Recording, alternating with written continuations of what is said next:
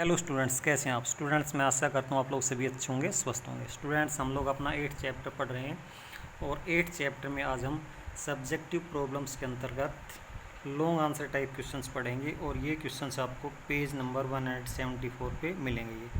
ये 5 क्वेश्चंस है स्टूडेंट्स। तो हम इसका जो लॉन्ग आंसर टाइप क्वेश्चन है इसमें फर्स्ट क्वेश्चन इसका कर लेते हैं।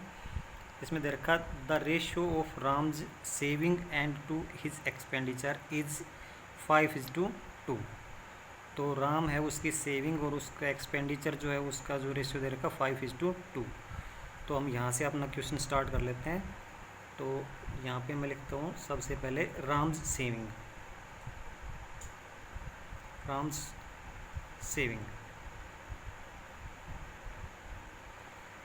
सेविंग आपने मान लिया है। यहाँ पे पहले सेविंग लिखा है ना, तो ये 5x हो जाएगा यहाँ पे 5x। ठीक है, फिर राम्स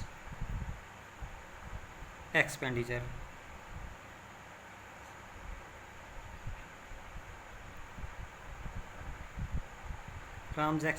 जो है वो कितना हो जाएगा आपका, ये 5:2 है ना, तो 2x हो जाएगा 2x। ठीक है, उसके बाद इसमें कह रहा कि दूसरा मानू कोई है, उसमें उसका जो सेविंग का और एक्सपेंडिचर का रेशियो दे रखा 4:3 दे रखा है। तो एक्स तो हमने यूज कर लिया यहाँ पे, तो अभी वाई को यूज कर लेते हैं। तो मानुज सेविंग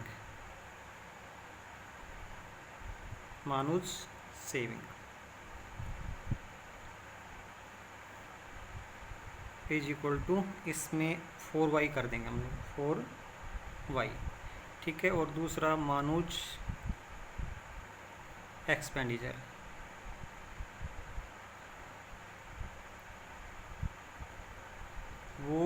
एक्सपेंडिचर हम क्या कर देंगे 3y कर देंगे 3y, क्योंकि 4:3 का रेशियो है ना। तो पहले नंबर पे 4 दे रखा है, वो तो क्या है सेविंग है, और दूसरे नंबर पे वो एक्सपेंडिचर है। तो स्टूडेंट्स एक चीज़ का आपको पता होना चाहिए, सेविंग और एक्सपेंडिचर जब दोनों को ऐड करते हैं तो सैलरी बनती है। ठीक है, क्योंकि सैलरी जब मिलती है तो उसमें क्या तो आप सेविंग करेंगे या फिर उसको एक्सपेंडिचर कर देंगे, यानी खर्च कर देंगे। बचाना और खर्च करना दोनों मिला के पूरी सैलरी बनती है। ठीक है, तो वो चीज़ें इसमें यहाँ पर ये हो गया। अभी अकॉर्डिंग टू क्वेश्चन हम लोग क्या करते हैं, अकॉर्डिंग टू क्वेश्चन इसमें क्या लिखा है, यहाँ से इसमें लिखा है Ram's expenditure is, Ram's expenditure. तो राम्स एक्सपेंडिचर क्या है, ये 2x।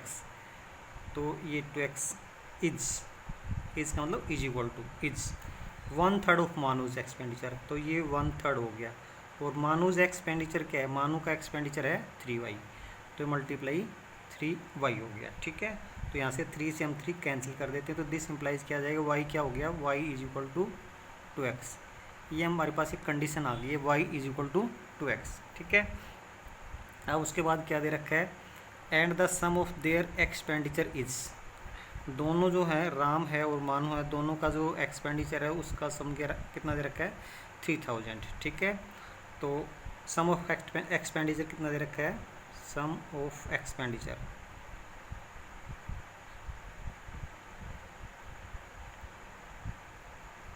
वो दे रखा है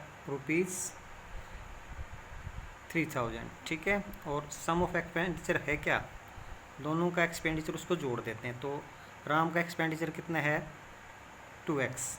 ठीक है, और मोनू जो मानू है उसका एक्सपेंडिचर है 3y, तो प्लस 3y, ये उसका हो गया यहाँ से। तो ये स्टेटमेंट नंबर 1 है और ये स्टेटमेंट नंबर 2 है। 1 और 2 स्टेटमेंट हो गई।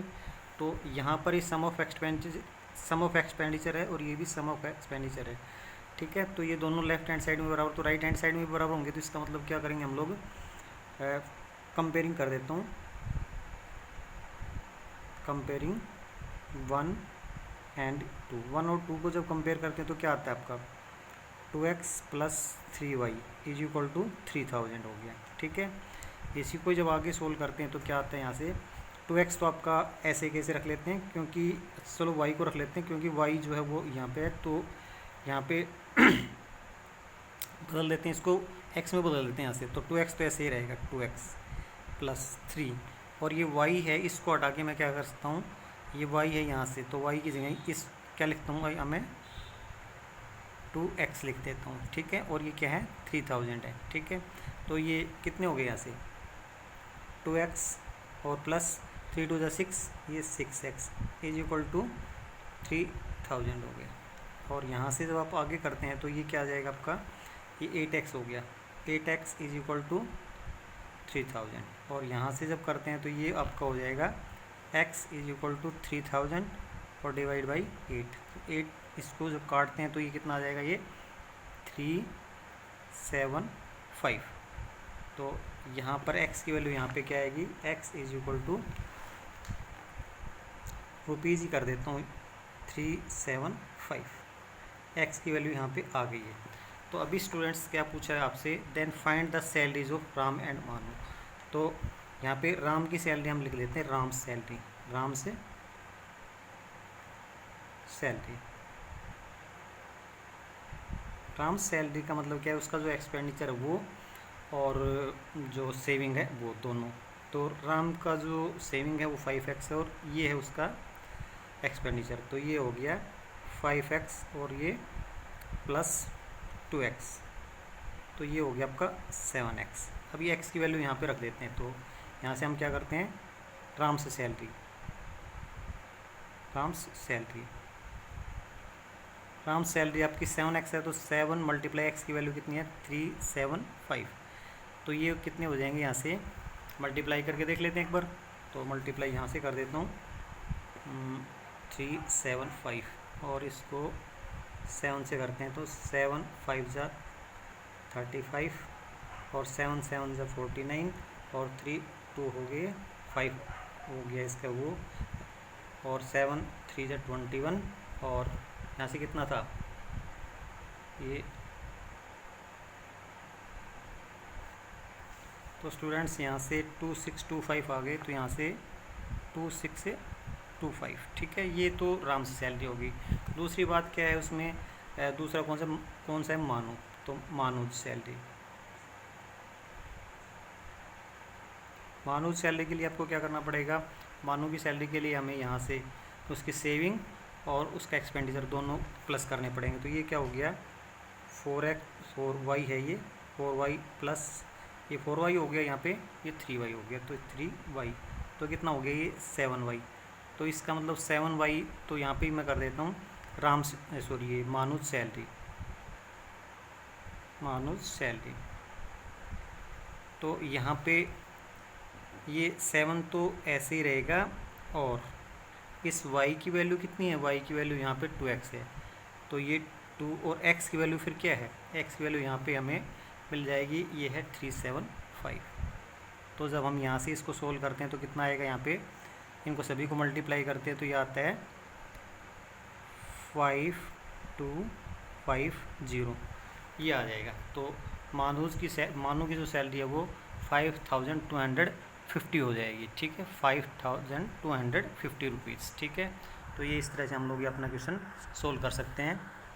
स्टूडेंट्स अभी हम अपना 4th क्वेश्चन देख लेते हैं। तो 4th क्वेश्चन के लिए आपको क्या करना है, देख लेते हैं। Trader marked his article 20% above the cost price. तो कॉस्ट प्राइस आपको मान लेनी है, उसके बाद उसके ऊपर 20% ऐड करने के बाद MB बन जाएगा। उसके बाद the cost price article is 250।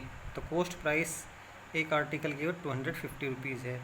If he allows 10% discount on the mark price, और वो जो ट्रेडर है वो 10% डिस्काउंट देता है। तो उसके बाद आपको बताना है कि उसका जो प्रॉफिट परसेंट है वो कितना है, ठीक है। तो CP ऑफ आर्टिकल हम यहाँ से स्टार्ट कर लेते हैं। CP ऑफ आर्टिकल तो वो है rupees, cost price of article दे रखा है 250, ठीक है। और फिर उसके बाद MP क्या है, mark price, MP of article, MP of article.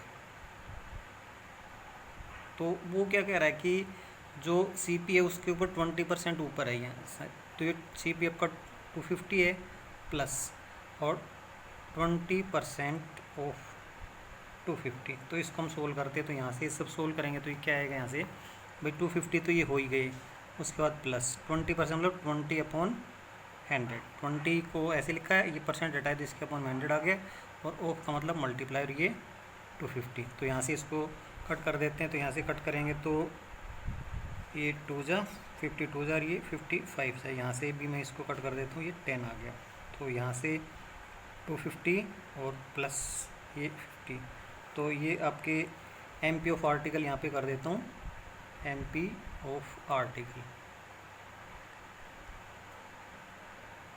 MP of article हो गया आपका 250 और 50 रुपये कितने हो गए, ये 300 रुपये हो गए। ठीक है, ये MP ऑफ आर्टिकल आ गया। उसके बाद ये क्या क्या कह रहा है, डिस्काउंट कितना 10%, तो डिस्काउंट परसेंट इसमें दे रखा है उसका 10%। तो डिस्काउंट किस पे मिलता है स्टूडेंट्स, डिस्काउंट मिलता है आपको MP के ऊपर। ठीक है, तो MP के ऊपर जब डिस्काउंट मिलता है तो यहाँ से डिस्काउंट कितना हो गया, डिस्काउंट आपका MP पे मिलता है तो MP आपका ये है, तो यहाँ से 10% ऑफ 300, तो यहाँ से 10 और ये परसेंट यहाँ से हटाया तो ये 100 आ गया और मल्टीप्लाई ये 300 हो गया। ठीक है, तो ये 20 से 20 कट गए, तो क्या आ गया ₹30, डिस्काउंट 30 रुपये आ गया। उसके बाद हम SP निकालते, तो SP निकालने के लिए हमें क्या करना पड़ता है, SP of article, SP of article के लिए हमें करना पड़ता है MP और माइनस डिस्काउंट। ठीक है, तो SP ऑफ आर्टिकल जो सेलिंग प्राइस ऑफ आर्टिकल क्या है, MP आपका कितना हो गया था, MP यहाँ पे 300 था, तो 300 और माइनस 30, तो ये हो गया ₹270। ठीक है, तो अभी इसके बाद हमें क्या करना है भाई, इसके बाद हमें प्रॉफिट परसेंट निकालना है। तो सेलिंग प्राइस तो 270 है और पोस्ट प्राइस कितना था 250, यानी ख़रीदा तो 250 में और बेचा 270 में, तो फ़ायदा हुआ ना, प्रॉफिट हो गया। तो गेन हुआ, इसका गेन इज इक्वल टू क्या होगा, SP माइनस CP, तो यहाँ से गेन कितना हो जाएगा 270 और माइनस 250, तो यहाँ से आप लोग क्या कर सकते हैं, गेन इज इक्वल टू ₹20। अब गेन परसेंट हम निकाल लेते हैं, गेन परसेंट के लिए क्या रहेगा, गेन मल्टीप्लाई 100 और अपॉन CP, तो आपका ये गेन परसेंट यहाँ से हो जाएगा, gain percent is equal to, तो गेन कितना आपका 20 मल्टीप्लाई 100 और अपॉन CP कितना था आपका, यहाँ पे CP यहाँ से था 250, तो 250 आ गया यहाँ से, तो इसको कट कर देंगे यहाँ से हम लोग, इस 0 से तो ये 0 गया और 25 1 जा और ये 4 जा, 4 2 जा 8, तो आपका जो गेन रहेगा वो 8% रहेगा। इस तरह से स्टूडेंट्स हम लोग अपना ये फोर्थ क्वेश्चन है कंप्लीट कर लेते हैं। क्वेश्चन थोड़ा सा बड़ा था, टाइम लग गया इसमें, ठीक है, फिर भी स्टूडेंट्स हमने इसको किया है। तो अभी स्टूडेंट्स हमारा होमवर्क का टाइम हो गया, तो होमवर्क में हमें क्या करना है, आपको सोल्व करने हैं लॉन्ग आंसर टाइप क्वेश्चंस, और ये क्वेश्चंस आपको रफ नोटबुक में सोल्व करने हैं। और स्टूडेंट्स ये क्वेश्चंस आपको पेज नंबर 174 पे मिलेंगे। Thank you students.